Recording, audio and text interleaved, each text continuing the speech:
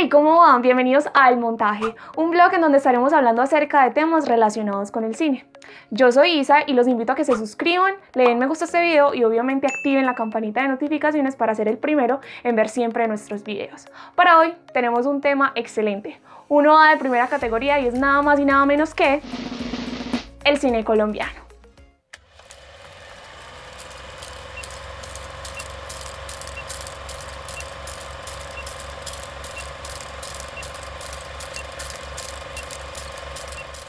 En 1897 llega el cine a Colombia, un par de años después de ser conocido oficialmente en Francia gracias a los hermanos Lumière aquel 28 de diciembre de 1895. El cine en el país comenzó a hacerse casi que inmediato al momento en el que empezaron a llegar los equipos de la época. Sin embargo, los pioneros del cine en el territorio fueron extranjeros, los hermanos Di Domenico. Estos italianos llegan a Barranquilla y empiezan a proyectar películas del extranjero en un garaje. Al ver la acogida del arte en el territorio, además de mostrar películas del exterior, empiezan a producir contenido local, al igual que los Lumière, pero en este caso con la cotidianidad colombiana para atraer al público. La fiesta del Corpus y San Antonio es la primera película nacional, lanzada en Bogotá en 1915 por los hermanos Di Domenico. En este mismo año sale El drama del 15 de octubre, un filme donde se retrata el asesinato de Rafael Uribe Uribe, y contemporáneo a esta fecha empiezan a hacerse reseñas y artículos en prensa acerca de las películas de la época, ya que no existen registros físicos que evidencien la existencia de otras películas antes de la fecha. En los años 20 empieza la edad de oro del cine en Colombia, con producciones como La María y Bajo el cielo antioqueño. Esta última dirigida por Arturo Acevedo y escrita y producida por Gonzalo Mejía. Los hermanos Acevedo antes utilizaban las proyecciones cineastas para emitir las noticias más importantes de la semana. Sin embargo, cuando empezaron a involucrarse con el tema de los largometrajes, hicieron aproximadamente 10, una cifra que era bastante impactante para la época. Garras de Oro en 1926 es una película que le pone el dedo en la llaga a la separación de Panamá. Los norteamericanos la retiraron y hoy en día existen solo pequeños fragmentos de fotogramas de un filme que duraba aproximadamente 2 horas. Es importante mencionarlo porque es una película en donde sale por primera vez la bandera de Colombia coloreada y esta es utilizada como transición. El cine sonoro llega al mundo en 1927, pero no es sino hasta 1941 que este llega a Colombia, debido al elevado precio de las patentes extranjeras para la producción de sonido. Entonces se comenzó la construcción de material local, retrasando así la llegada de este tipo de cine a Colombia. La primera producción con sonido se llamó Flores del Valle de Máximo Calvo, con un sonido muy precario. Esto ocasionó que la misma no fuese tan exitosa y fallara en su intención.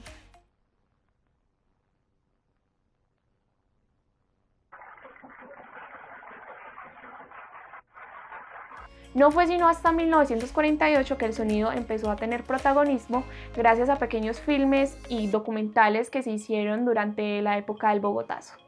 En 1958 sale Milagro de Sal, pero las películas importantes en Colombia empiezan a partir de los años 60 gracias a La Generación Perdida, un grupo de directores que viajaban a Estados Unidos o Europa para estudiar de cine y retornaban al país a hacer películas. Uno de ellos fue Julio Luzardo, con El río de las tumbas en 1965, una película auténtica nacional que no tuvo la suficiente relevancia e importancia debido al furor del cine mexicano y el norteamericano en general. Checho, contanos cómo fue esta vaina en los años 60. En los años 60 empiezan a producirse filmes y documentales relacionados con el contexto social. En esta época se impulsaría el cine nacional y se centraría también en 1977 en una obra llamada Agarrando Pueblo, en la cual participó Carlos Mayolo y Luis Ospina, que era una crítica a la pornomiseria que se vivía en el país, debido a que se estaba produciendo demasiados falsos documentales gracias a el documental Gamín de Ciro Durán. Asimismo, Marta Rodríguez y Jorge Silva se encargaron de hacer documentales y filmes que los llevaron a otros festivales, haciendo que Colombia fuera reconocida también internacionalmente. No podemos olvidar también que en esta época el cine cogería un carácter muy social, como sería el caso de organizaciones como Hollywood, que serían encargadas por Carlos Palau, Sandro Romero, Andrés Caicedo, Luis Ospina y Carlos Mayolo, que estos serían unos gomosos del cine, al punto de que no solamente producían cine, sino que los llevaban a revistas, a guiones, e incluso se encarretaron mucho con el sonido. Hay que tener en cuenta también que en esta época el cine tenía una temática muy costumbrista, muy tradicional si se puede llamar así, debido a que no existía una entidad estatal apoyando los recursos, como sería el caso de Focine, que entraría en juego en 1978 y que pasaría a liquidarse en 1994. Sin embargo, en su creación se produjeron varios largometrajes, 29 para ser exactos, y muchos cortometrajes. Entre ellos destaca El Escarabajo, Los Niños Invisibles, entre otros. En esta época también tendríamos producciones grandes, como sería el caso de Cóndores no se entierra todos los días, en el cual participó Luis Ospina, Carlos Mayolo y Luisa Lobo Guerrero. También tendríamos producciones como La Virgen y el Fotógrafo o Viaje a USA de Lisandro Duque. Años más tarde empezaría el conflicto por fines económicos de Cine Colombia y Focine, debido a que Cine Colombia argumentaba que Focine no tenía legalmente constituido cobrar impuestos por hacer cine en el país. Esto haría que Focine desapareciera y una recaída en los siguientes años.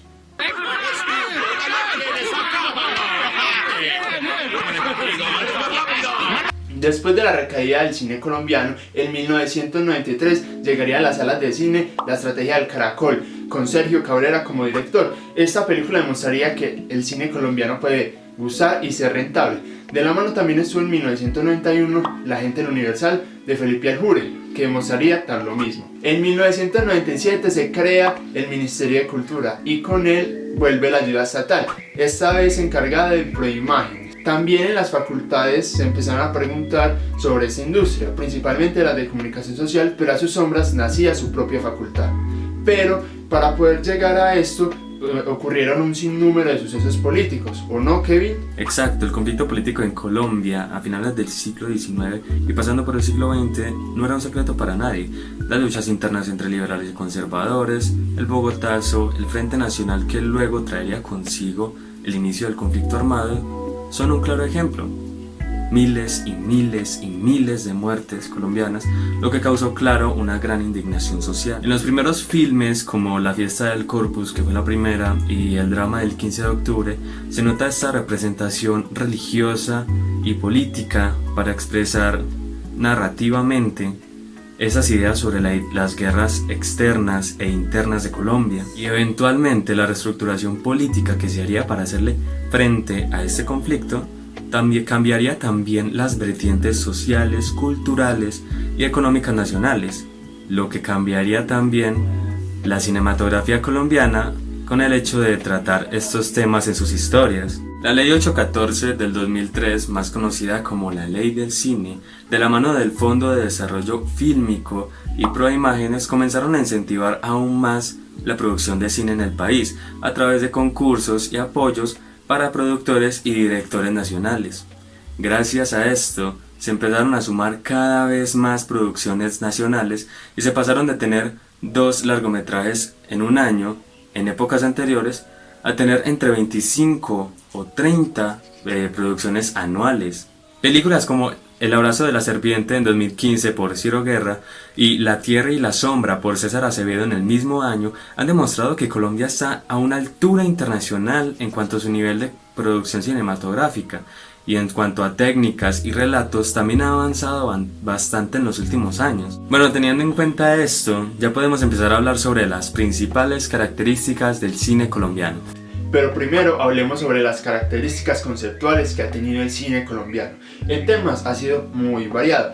Ha hablado desde documentales críticos, sociales, históricos, pero también se ha visto afectado por pornomiseria, temas costumbristas. Al decir tema costumbrista me refiero pues, al principio en las películas había muchos temas que hablaban de iglesia, de pueblos y eso. También se ha visto, ha narrado la violencia colombiana, narcotráfico, político, y en los últimos años se dedica más a lo social y crítico. Sus personajes se han caracterizado por ser actores naturales, o sea, al término neorrealista, y esto ha hecho que directores como Víctor Gaviria creen su propio estilo y marquen en la historia colombiana. Sin embargo, antes de los 80 ya se utilizaban documentales y proyecciones con términos sociales críticas, como sería el caso de Garras de Oro o de los cortos hechos por Hollywood. Títulos cada vez más interesados en explorar el tejido social y acercarse a las narrativas que desde ellos se construyen, como sería el caso de La Gente del Universal, que narra de una forma muy cotidiana e irónica, pero teniendo como trasfondo derechos violentados y situaciones en las que se excluyen minorías. La vendedora de rosas es un claro ejemplo de una producción comprometida con su entorno, pues su fin es difundir como esos temas barriales que se producen en el mismo, como sería el caso de la violencia, las drogas, la degradación, por llamarlo así, y también tiene esa característica especial de los personajes que hablamos ahorita, personajes naturales, o sea, sin experiencia como actores. Aquí es importante hablar de las características del cine colombiano, que en su mayoría lleva esa narrativa alusiva al realismo mágico de Gabriel García Márquez, y en su fotografía ese efecto bucólico y esa sensación onírica, hablando ya de elementos generales del contexto y patrones repetitivos dentro de este tipo de cine. La literatura del siglo XIX definió la dinámica y la estética en películas como Aura o las Violetas de Pedro Moreno y Vincenzo Di Domenico en 1923, adoptando el concepto teatral. Es así como el vestuario y el maquillaje en los filmes de esta época, en los años 20, se caracterizaban y acuñaban ese estilo europeo, que realmente fue un estilo que influenció mucho al ejercicio de hacer cine en Colombia. Plumas en los sombreros, mangas abombadas, trajes formales, el uso excesivo de joyas y accesorios, esa caracterización exagerada que predominaba en los filmes de los años 20. La iluminación también para la época era muy importante, ya que permitía que el cine a blanco y negro realmente tuviese sentido, para así dar a conocer o darle un enfoque en específico, o más bien resaltar aquellos objetos que se querían dentro del encuadre.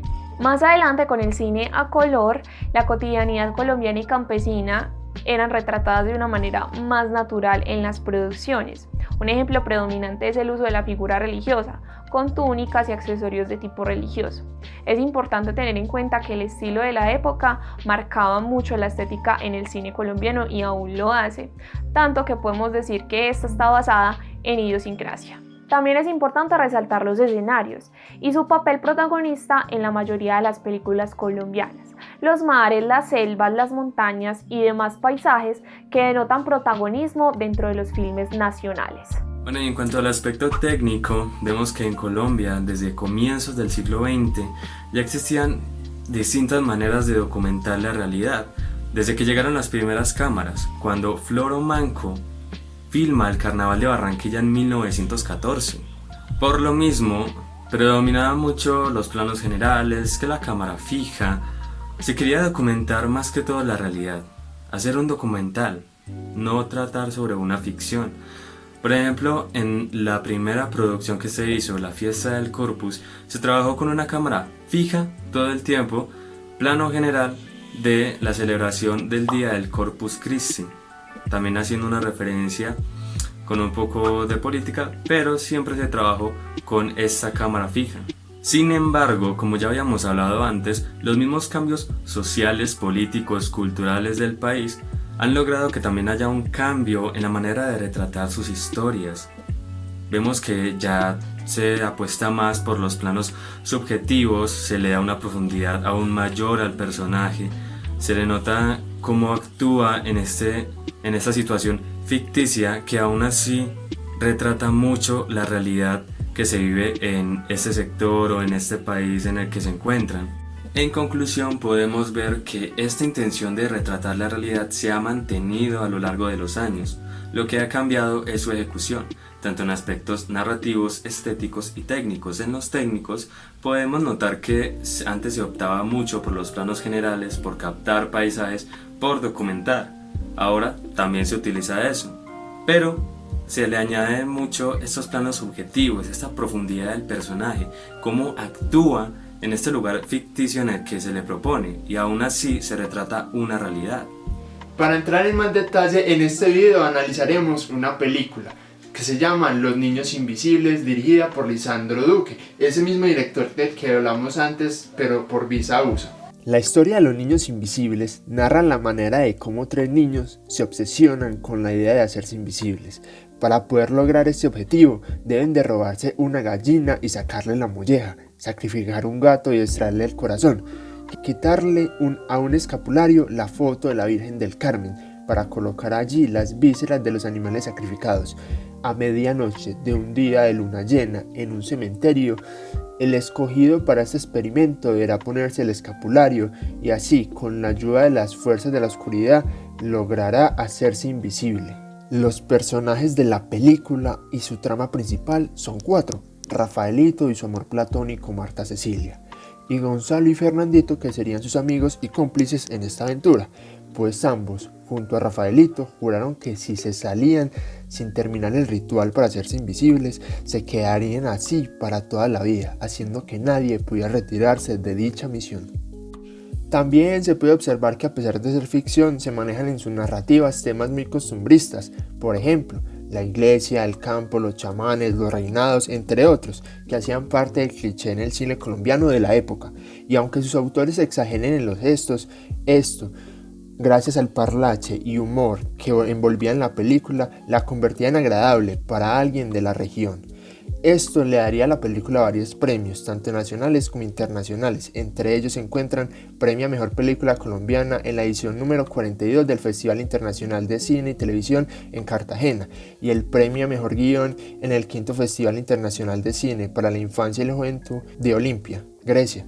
Otro de los puntos fuertes de la película es su sonido, pues a pesar de que las limitaciones que este generaba en la época, la producción optó por un sonido muy natural. Inclusive cuando los niños hablaban del plan, lo hacían de forma susurrada, para dar la impresión de que era algo muy secreto. Por esta misma línea también se inclinaron las tomas, pues si bien en algunas escenas se generaban movimientos bruscos de cámara o desencuadres, gran parte de la película se optó por utilizar cámaras estáticas.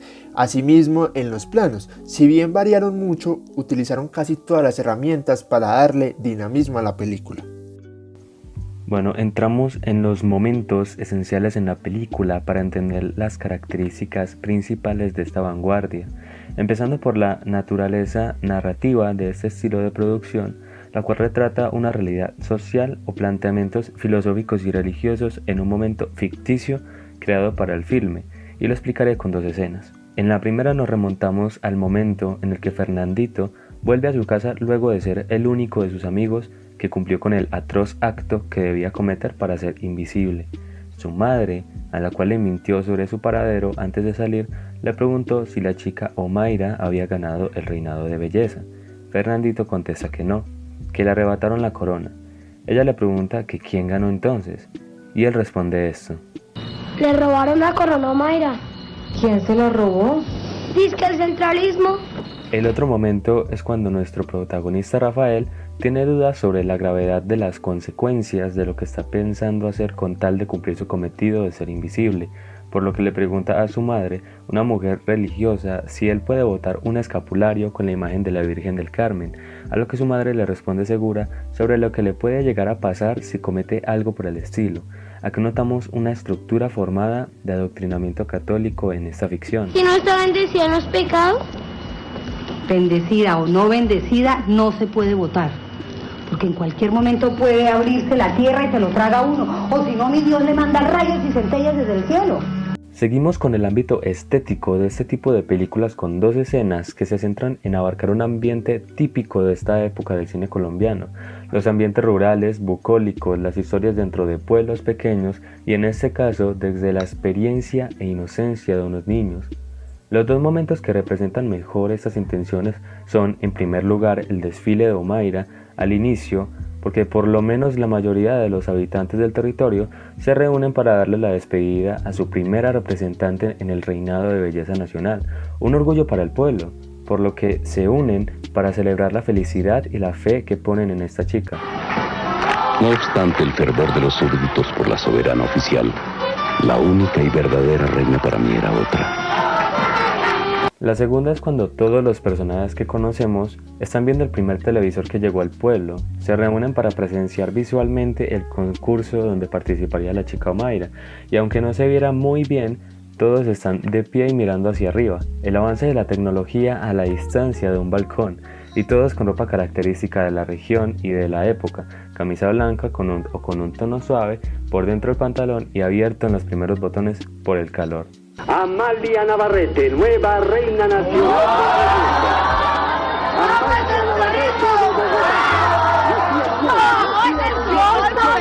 Sin duda alguna, las técnicas en la producción son esenciales para entender la intención narrativa y expresiva de las escenas.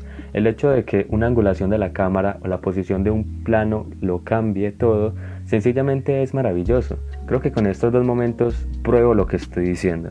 Empiezo con la promesa que los tres niños hicieron en el árbol, apoyando sus manos en el tronco y a su vez en el folleto con el que pretenden volverse invisibles.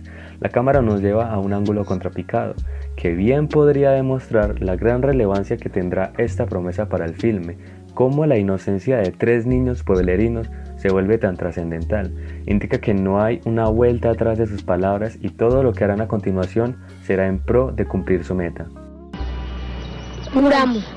Y por último, cuando Fernandito mata a la gallina que robó, el narrador nos cuenta cómo el niño connotaba el cambio de una vida nocturna, oscura y silenciosa. Entra al cementerio y a pesar de no encontrar a sus amigos con los que había acordado, decidió sacarle la molleja a la gallina sin ningún escrúpulo. Brutal acto para un niño de unos 7 u 8 años. La escena no es directa, sino que juega con las sombras para demostrar cómo este niño, envuelto en la oscuridad, comete su acto lleno de coraje. Perdóneme, gallinita.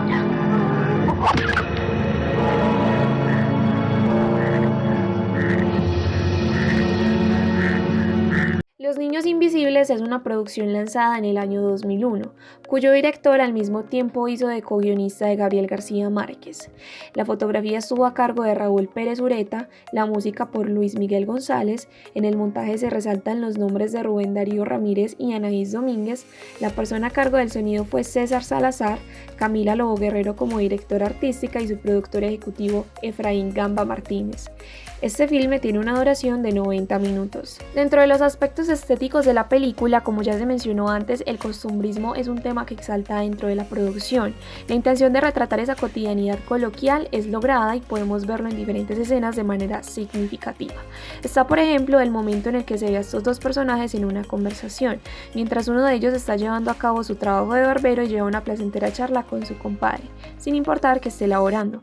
Un comportamiento que, en este tipo de contextos, es decir, peluquerías, barberías o centros de tipo de atención, suelen ser cotidianos, incluyendo también la conversación que llevan a cabo. Eso es puro cuento de su patrón. Que no le aumenta el sueldo porque le ha mermado la clientela, no. Sí, y el pretexto ahora de no subirme el sueldo es porque él dice que ahora todo el mundo se va ya para la alcaldía a ver la cosa esa del televisor y ya nadie quiere ir al teatro y al cine. Y además eso es cierto, ¿no? Sí, pero cuando no habían traído el aparato ese, el hombre le echaba la culpa era la inseguridad. Que no se podía salir, que las calles producían miedo, que no sé qué. La iluminación en el filme juega según las intenciones de las acciones y actividades que se llevan a cabo. En los ambientes que sugieren el interior de los hogares de la época predomina la luz amarilla. Se aprovecha también la luz exterior tanto para las escenas de día como en las nocturnas. Los juegos de sombra en determinadas escenas logran dinamismo en las tomas y el uso de linternas dentro de la misma historia también brindan un toque más natural, que es lo que se evidencia en la producción todo el tiempo. El blanco y los colores pastel predominan en las escenas, el vestuario es muy de la época y acorde a los contextos en los que se lleva a cabo una acción. Los niños en uniforme cuando están en el colegio, las niñas con su vestido confeccionado al estilo tradicional de muñeca, las mujeres con su velo dentro de la iglesia, entre otros. Por último, pero no menos importante, es el ambiente. Un pueblo sencillo donde no se exalta mucho lujo, predomina la esencia campesina, sencilla y pueblerina, y sonidos característicos de un ambiente rural. En ese momento dejó de hacerme falta mirarla a ella y sentí urgencia de que ella me viera a mí. Y hasta aquí el video de hoy, esperamos que hayan aprendido bastante de cine colombiano. Recuerden que nos pueden seguir también en nuestras redes sociales, se las vamos a dejar aquí en pantalla. Y nos vemos en una próxima ocasión, en un próximo vlog aquí en Al Montaje.